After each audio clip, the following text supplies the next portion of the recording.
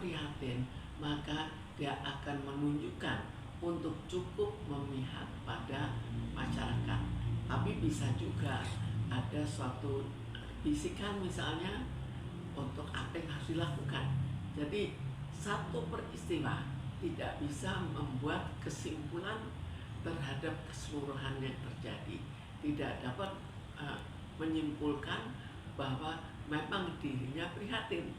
Kita lihat dulu sebelum-sebelumnya, karena itu juga banyak terjadi dalam seorang yang jadi menteri misalnya, itu hanya dilihat janji pada saat ini. Kita lihat dulu riwayat sebelumnya, itu memang lebih penting daripada peristiwa sesaat. Bu, tapi untuk Uya Kuya dan Eko Patrio ini jogetnya malah justru setelah itu dia posting ke sosmed dengan joget-joget yang kayak merasa bangga. Itu gimana ya Bu? Lebih sekarang mereka kita tidak bisa lihat ke bawah gitu. Kalau joget-joget kita lihat situasinya. Kalau kita misalnya dalam suatu situasi prihatin, maka selayaknya kita juga ikut prihatin. Tapi sekarang kita tidak mempersoalkan jogetnya. Jogetnya merupakan hal yang sifatnya hak mereka juga. Tapi kita lihat apa yang terjadi dengan pendemo. Karena sekarang hubungannya dengan demo. Pendemo, mereka kan kenapa sampai demo? Apa yang terjadi?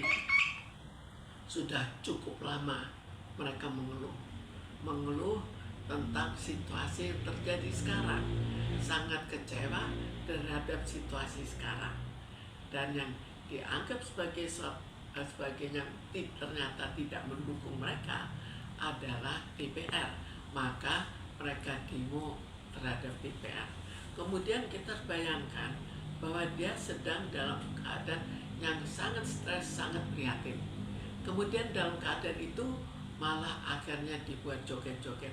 Jadi situasinya tidak mengizinkan.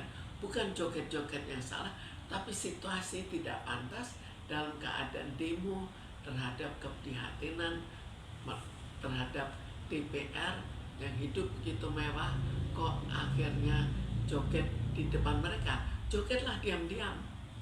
Bu, tapi ini kan jadi pro kontra juga dengan sikap Gibran yang diam mengamati yang joget-joget ini, Bu.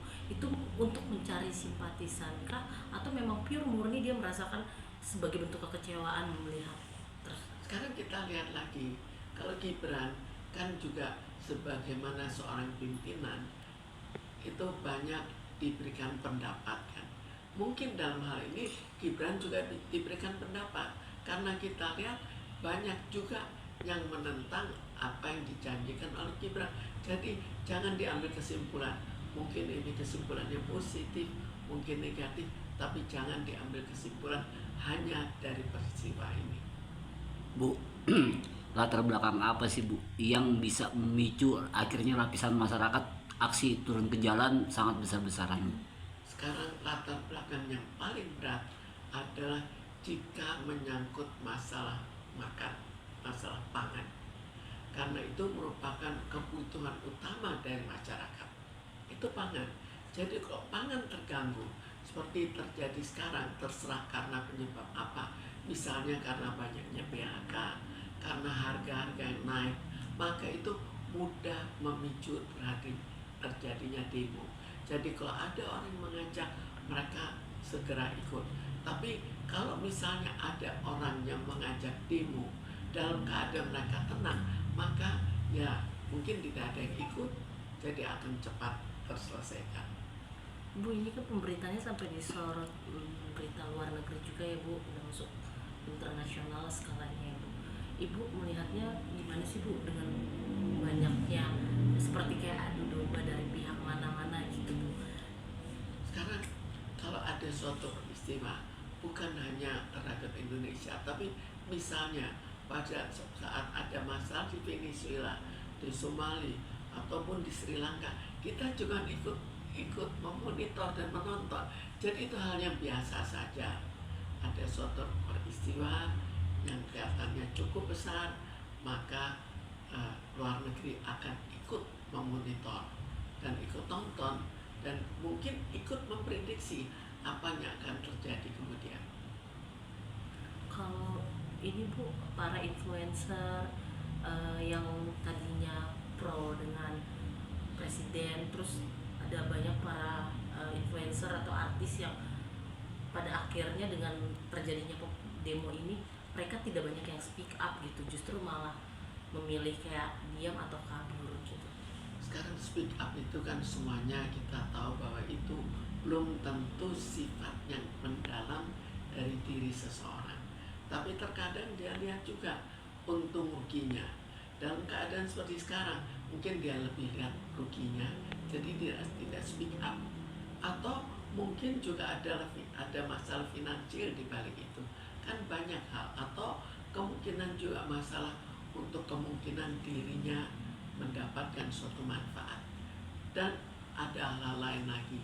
Jadi jangan seorang biasa speak up, harus speak up juga, akan otomatis speak up.